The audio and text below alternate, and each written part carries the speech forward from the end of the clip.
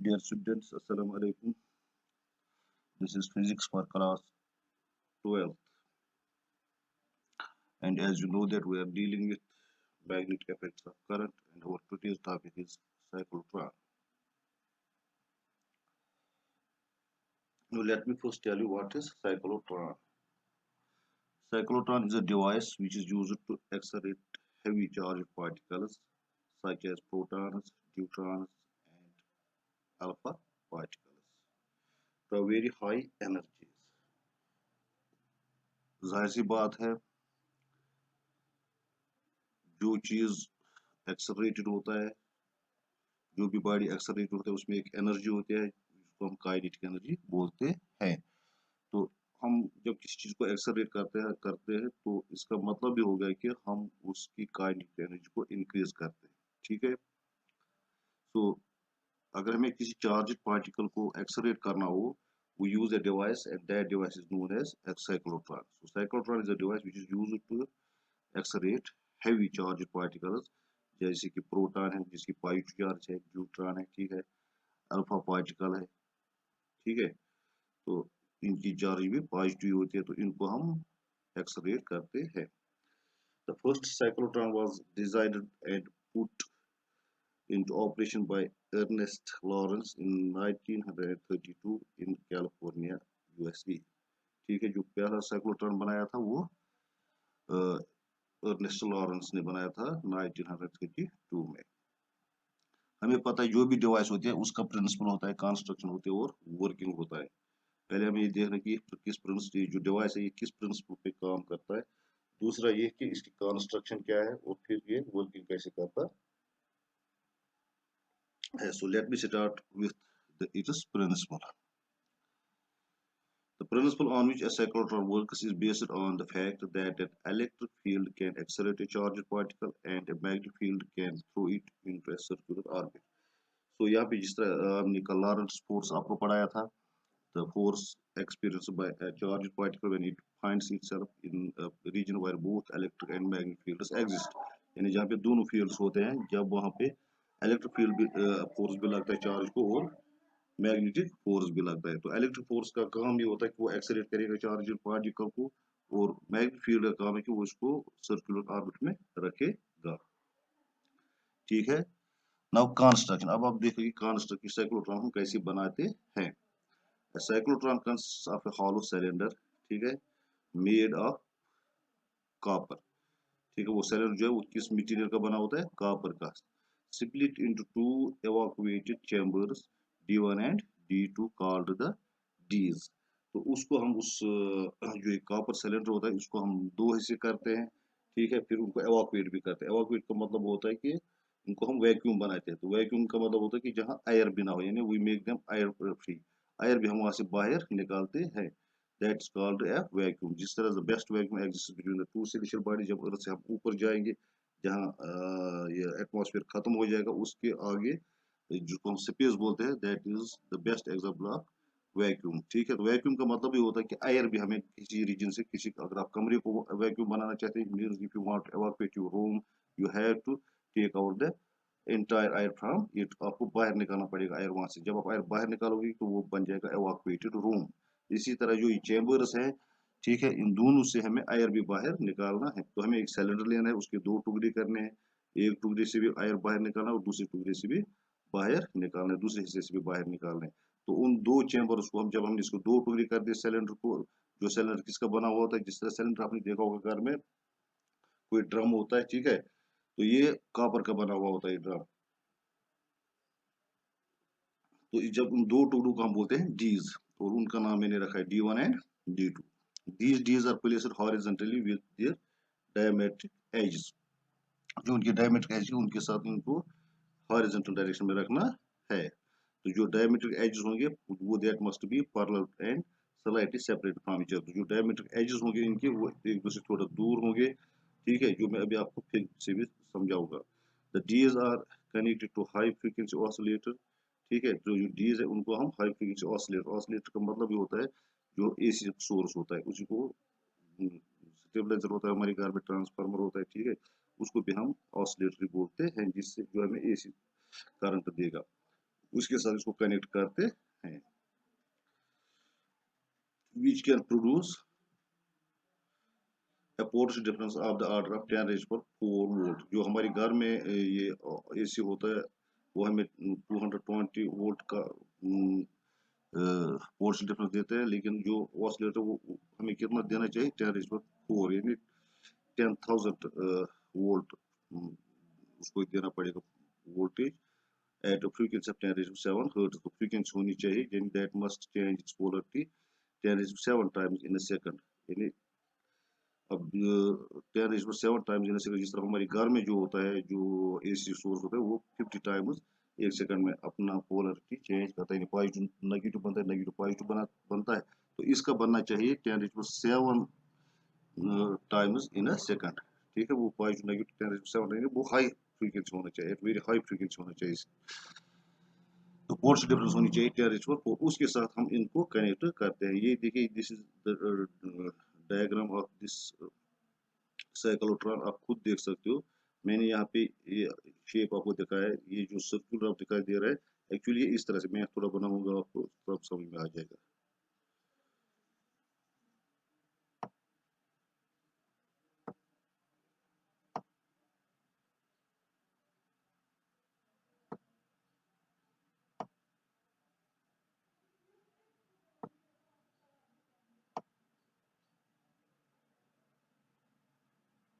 ये ड्रम इस तरह से, ठीक है,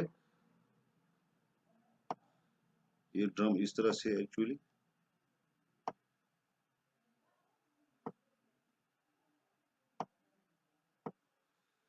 ये एक ही सैलेड का ड्रम था जिसको मैंने 2 टुकड़े किए। इसका नाम ये मैंने रखा है D1, ठीक है, और इसका मैंने रखा है नाम D2। तो आपको जो है जो अपर फेस दिखाई दे रहा है यहाँ पे, this is upper face of this drum, जो यहाँ पे मैंने बनाया था, ये जो सर्कुलर था इस तरह से, ये सर्कुलर इन शेप, जो ऊपर से ड्रम का फेस होता है, ठीक है, ये था ये। तो इसको अब ये अपर फेस आप देख रहे हैं, यहाँ पे है, ये अपर फेस देखते हैं इस ड्रम का, ठीक है। एक्चुअली ये ड्रम अगर मैं थोड़ा बनाऊंगा ये इस तरह से नीचे नीचे जा रहा है, ठीक है। तो इसको 2 टुकड़े यहाँ पे हमने किए हैं, ये जो आप देख रहे हैं ये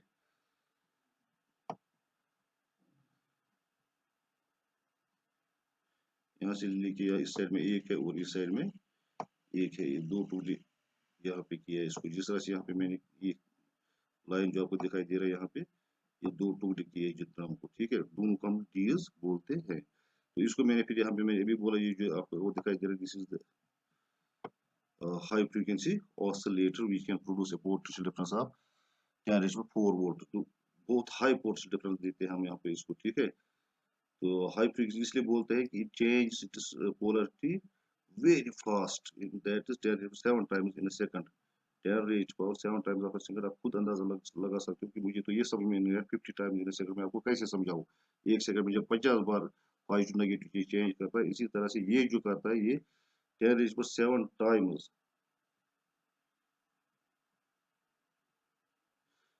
ठीक है। तो ये तकरीबन 1 करोड़ टाइम्स बन जाता है, 1 सेकंड में ये चेंज करता है। The 2Ds are enclosed in a steel box, तो इसको हमने स्टील बॉक्स में रखना है, ठीक है। यहाँ पे इसको फिर एक और बॉक्स बनाना है बाहर से, ये, ठीक है, इसमें इसको हमने रखना है, इसको हम स्टील बॉक्स बोलते हैं, ठीक है, ये स्टील बॉक्स है।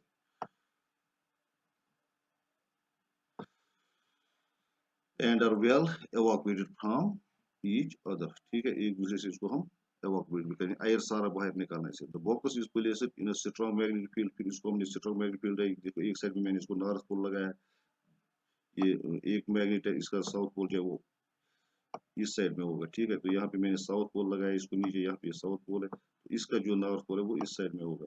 तो जो हमें पता है, मैंने आपको बार बार बोला है, जो मैग्नेटिक फील्ड की डायरेक्शन होती है that is from north to south. तो यहाँ से जो मैग्नेटिक फील्ड है this will be the direction of the magnetic field, ठीक है, B.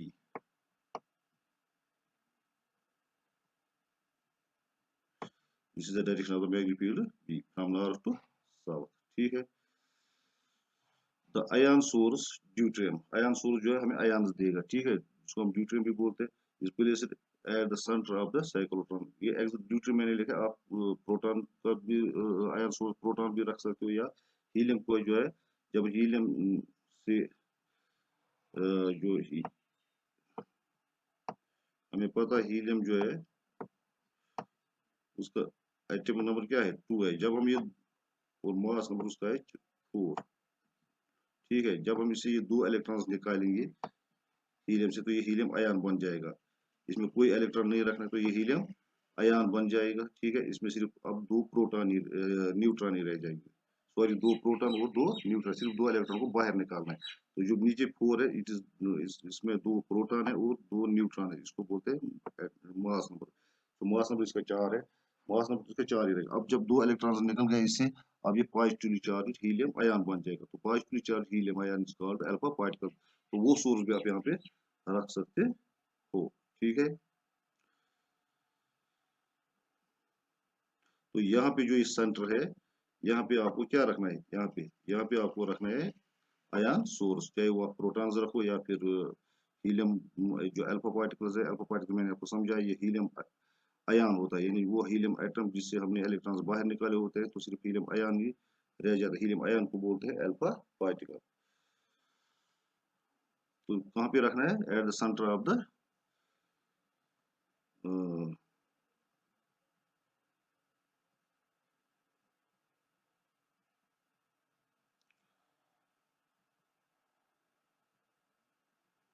the ion source is placed at the center of the cyclotron which is bombarded with high energy electrons।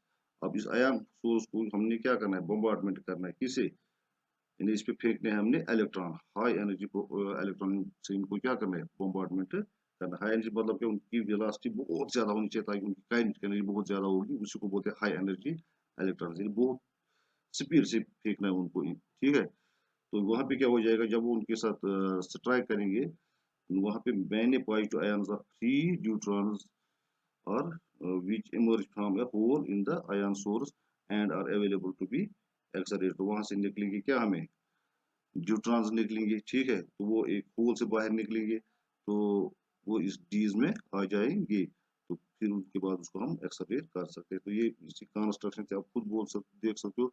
इसमें एक drum होता है copper का, ठीक है, सिलेंडर का ड्रम होता है, जिसको हमने 2 हिस्से किए होते हैं। दोनों हिस्सों को हम अलग अलग नाम दे देते हैं, डीज डीज D1 और D2। तो उसको फिर हमने रखना है एक बॉक्स में, ठीक है। तो फिर एक मैग्नेटिक फील्ड भी देनी है यहाँ पे, और these Ds are connected to a high oscillator, ठीक है, which can produce a potential difference of 10 raised to 4 volt at a frequency of 10 raised to 7 hertz, ठीक है। ये मैंने आपको बता दिया। तो ये इसकी थोड़ी बहुत कंस्ट्रक्शन थी, ठीक है। Now working, suppose that a positive ion emerges, जब हमने इसको इलेक्ट्रॉन से क्या बम्बार्डमेंट किया, तो वहां से एक न्यूट्रॉन निकल गया, ठीक है। तो एक होल से निकल गया, सोर्स फाइंड्स इटसेल्फ इन D1। जो ही वो वहां से निकल गया, वो फंस गया किसमें, D1 में। यहाँ पे आप देख सकते हो D1 और D2, ये साइड वाला जो राइट साइड वाला है this is D1, D1, and जो लेफ्ट साइड वाला है दिस इज D2। तो लेकिन जो इलेक्ट्रॉन है वो यहाँ पे फंस गया, यहाँ पे जो पे मैं ये एरो बनाया, यहाँ पे वो फंस गया, ठीक है। ये चांसेस है कि वो D1 में भी हो सकता है, D2 में। जब वो होल से निकलेगा, या तो वो D1 में आ जाएगा या वो D2 में। हम सपोज करते हैं कि वो D1 में आ गया, ठीक है, which is at negative potential. और हम ये सपोज करते हैं कि उस वक्त जो D1 है उसका जो पोटेंशियल था वो नेगेटिव था और D2 का पॉजिटिव था। तो मैंने अभी आपको बोल दिया, ये 1 सेकंड में 10⁷ टाइम्स पॉजिटिव नेगेटिव हो जाएगी। D1 कभी पॉजिटिव बन जाएगा, कभी नेगेटिव बन जाएगा। इसी तरह D2 भी कभी पॉजिटिव बन जाएगा, कभी नेगेटिव बन जाएगा। और 1 सेकंड में ये 10⁻⁷ टाइम्स, करोड़ टाइम्स चेंज होता रहेगा, ठीक है। तो हम सपोज करते हैं जो ही इलेक्ट्रॉन की बम्बार्डमेंट की वजह से न्यूट्रॉन बाहर निकला थ्रू होल, तो it finds itself in D1, वो D1 में आ गए, ठीक है। तो उस वक्त हम सपोज करते हैं, जिस वक्त वो D1 में आ गए, तो उस वक्त हम सपोज करते हैं कि जो D1 है it is at negative potential, it can be also at positive potential, but we suppose it was at negative potential, ठीक है, at that instant of time। Therefore the ion will be accelerated towards the D1। तो वो एक्सलेट हो जाएगा उसकी तरफ, ठीक है। D1 उसको अपनी तरफ खींच जाए, क्योंकि इलेक्ट्रॉन को जो है वो नेगेटिव, जो D1 है उसको नेगेटिव पोटेंशियल है, ठीक है। और जो न्यूट्रॉन है वो उसकी पॉजिटिव चार्ज है, तो पॉजिटिव चार्ज को नेगेटिव अट्रैक्ट करता है, इसलिए वो it will be attracted towards D1। on reaching the D1 the ion will be in a field free space, ठीक है, वहां पे कोई फील्ड उसको नहीं है, फील्ड फ्री स्पेस में जब वो D1 पहुंच जाएगा। Hence it moves with constant speed, अब इसकी स्पीड क्या है, कांस्टेंट स्पीड है, ठीक है, उस पर कोई फोर्स नहीं है in D1, but due to magnetic field of strength, जो वहाँ पे मैग्नेटिक फील्ड है उसको the ion will describe a circular path, तो वो सर्कुलर पाथ में आ जाएगा of radius r in D1. The magnetic force experienced by the charged particle is given by Fm QVB, जो हमने आपको पढ़ा है, force experienced by charge in a magnetic field, जो मैंने आपको पढ़ा है, that's QVB, ठीक है, तो एक्चुअली जिस QVB साइन थीटा, यहाँ पे थीटा जो है वो 90 डिग्री का बनता है, तो sign 90 theta 90 is equal to 1, therefore force magnetic force is equal to QVB, वरना साइन थीटा भी इसके साथ है, थीटा 90 है। The centripetal force experienced by charged particle is given by, अब centripetal force क्या होगा इसका, Fc is equal to mv square by r, this is the expression for centripetal force, where m is the mass of the neutron, v is the velocity with which it is moving in d1 and r is the radius of the d, ठीक है। अब जो Fm is balanced by Fc, ठीक है, जो magnetic force है QVB जो उसको लग गया था, that is balanced by Fc, which implies QVB is equal to mv square by r, ठीक है, it implies r will be equal to mv square by qvb, b और a q कैंसिल हो जाएगा, so it will be equal to mv by qb, let me denote this equation by equation 4। now tau is taken by the ion to describe a semicircular path in d1 का जो है वो semicircular path है, d2 का भी semicircular path है, दोनों का बन जाता है एक complete circular path, तो जो d1 में है that is the semicircular path, इसको कितना टाइम लगेगा इसको, that will be t is equal to, अब जो सेमी सर्कल है उसका जो सर्कमफ्रेंस होगा यहाँ से लेके D1 का था, ठीक है, तो ये पाई आर हो जाएगा, क्योंकि टोटल सर्कमफ्रेंस कितना होता है 2 पाई, और वो आपको पता है, तो हाफ सर्कल का कितना होगा, so this is the distance which it will describe, ठीक है, यहाँ से इस D1 में सर्कुलर पाथ पे along the circumference it will describe the distance of 2 pi R, ठीक है, सेमी सर्कल में पाई आर होगा, अगर पूरे सर्कल का होता तो 2 पाई आर होता, ठीक है। तो टाइम हमें पता है actually velocity is equal to distance by time, so time will be equal to distance by velocity, वही मैंने लिखा, डिस्टेंस इसने पाई आर निकाला है और वेलोसिटी इसकी v थी, so it will be pi R by v, because v is equal to s by t, जो मैंने यहाँ पे लिखा है, ठीक है।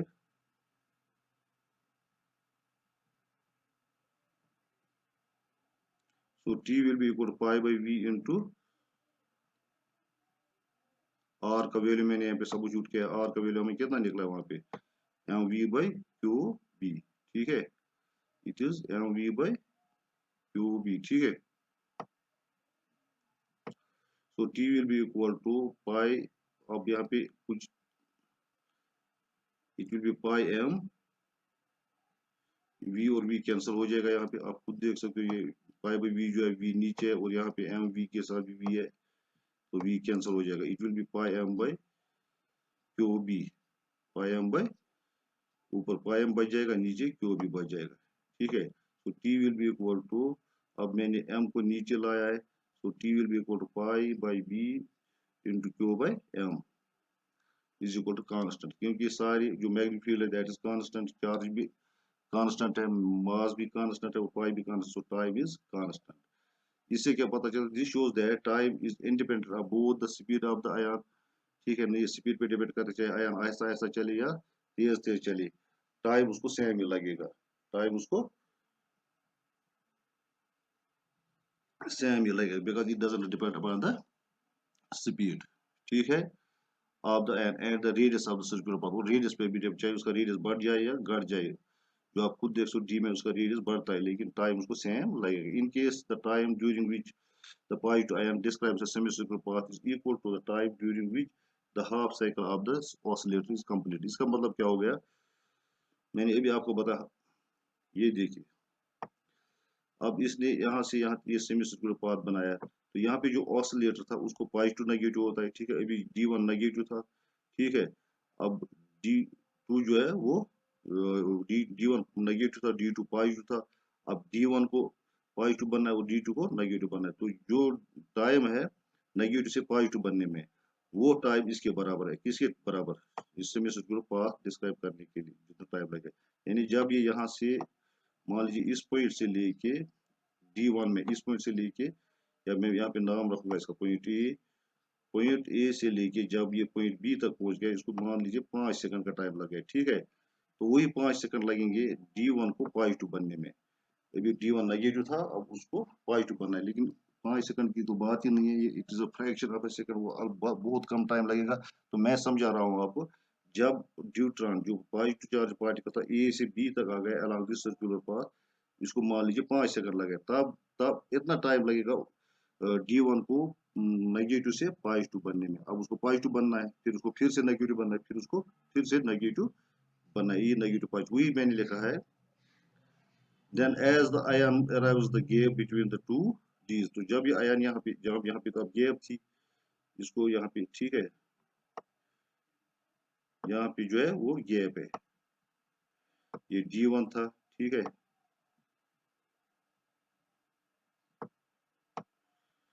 अब इस आयन को किस में जाना है,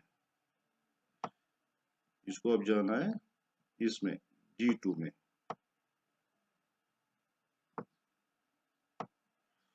और इसको D2 में जाना है।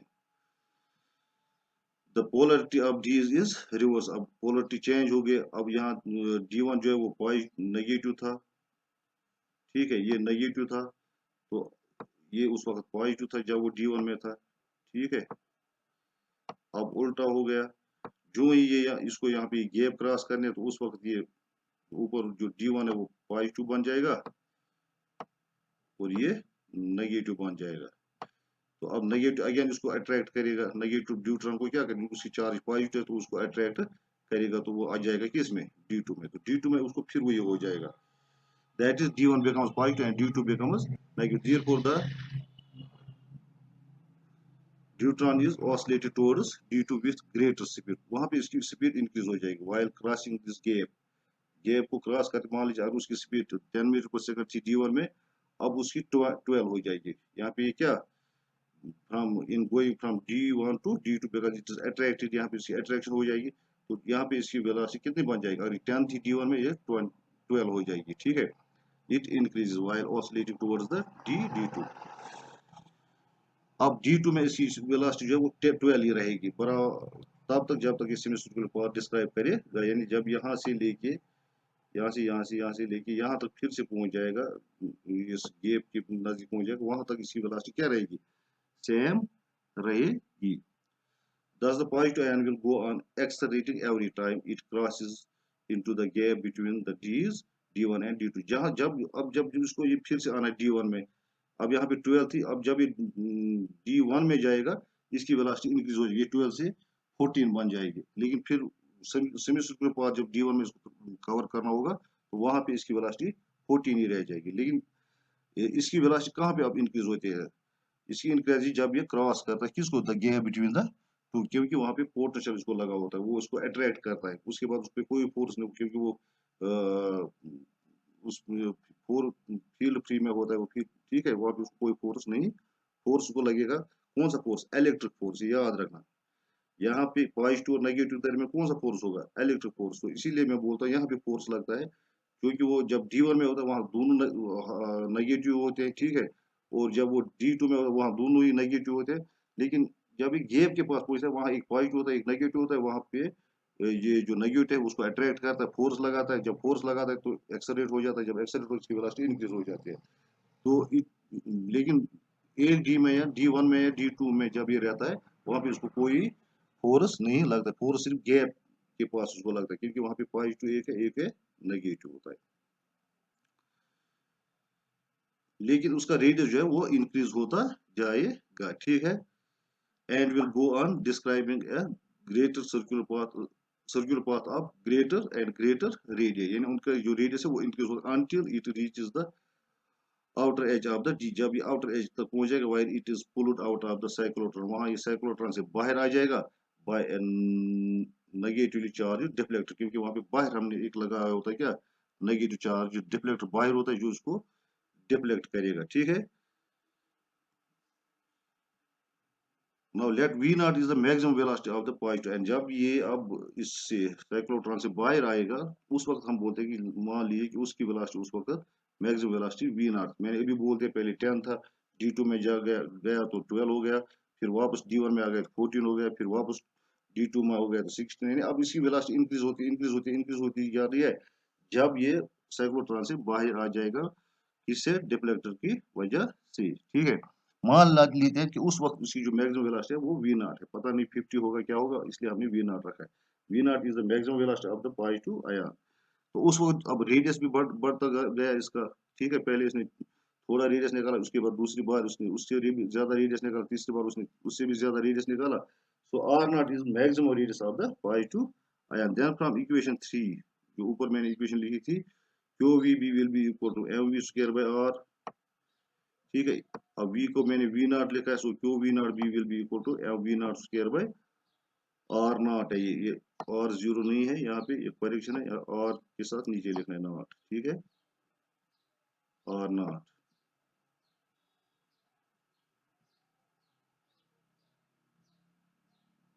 So Q it implies Q B R naught by M will be equal to V naught, ठीक है, और V naught will be equal to Q B R naught by M. Let me denote this equation by 5। अब maximum kinetic energy कितनी होती है हमें पता है, kinetic energy is equal to 1 by 2 mv square, so maximum kinetic energy will be equal to 1 by 2 mv naught square. तो अभी का वैल्यू हमने दिया यहाँ पे, ठीक है, it will B 1 by 2 m v not square, यहाँ पे स्क्वायर है, ठीक है, यहाँ पे स्क्वायर है, ये करेक्शन है, यहाँ पे स्क्वायर है, ये v नॉट का वैल्यू यहाँ पे तो उसको स्क्वायर भी है। So kinetic energy will be equal to q square b square r naught square by 2 m, ठीक है। अब ये 2m क्या है, यहाँ पे एक्चुअली m स्क्वायर आएगा, ये नीचे वाला आप खुद देखना ऊपर, ठीक है, लेकिन यहाँ पे ये एक m है, ये एक m, और फिर इसका जो स्क्वायर है ये कैंसिल हो जाएगा, तो क्या बच जाएगा, ऊपर क्यू स्क्वायर बच जाएगा, इसका स्क्वायर बच जाएगा, बी का भी स्क्वायर बच जाएगा, आर का भी स्क्वायर बच जाएगा, आर नॉट का स्क्वायर बच जाएगा, और एम का सिर्फ एम ही बच जाएगा क्योंकि इसका एम एक एम के साथ कट हो जाएगा। तो Q naught square B square R naught square तो बच गया, ठीक है। अब जो एम बच गया वो यहाँ पे मैंने लिखा है 2, और एम नीचे मैंने लिखा है ये 2, ऊपर जो 2 था ये इसको m के साथ मल्टीप्लाई करें तो 2m बन जाएगा। Late me denote this equation bye 7। if t is the time period of the oscillating electric field, then t is equal to 2t, ठीक है।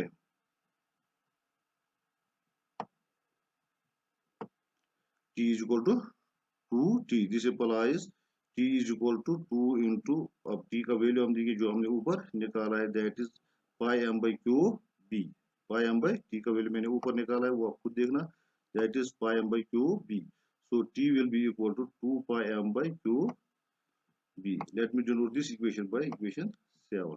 the cycle of frequency के बारे में आपको पता है, v is equal to 1 by t, this is the relation between time period and frequency, nu is equal to 1 by t, v नहीं है ये याद रखना, it is nu, ये v नहीं है, it is nu, मैं यहाँ पे बोलूंगा भी आपको, इस तरह लिखते हैं, it is nu, ठीक है, nu is equal to 1 by t, so nu will be equal to, ये nu है, ये v नहीं है, nu will be equal to qb by 2 pi m, when we substitute the value of t, इस t का मैंने जो value दिया है तब ये निकलेगा क्या, 2 pi m by qb था t का वैल्यू, ठीक है।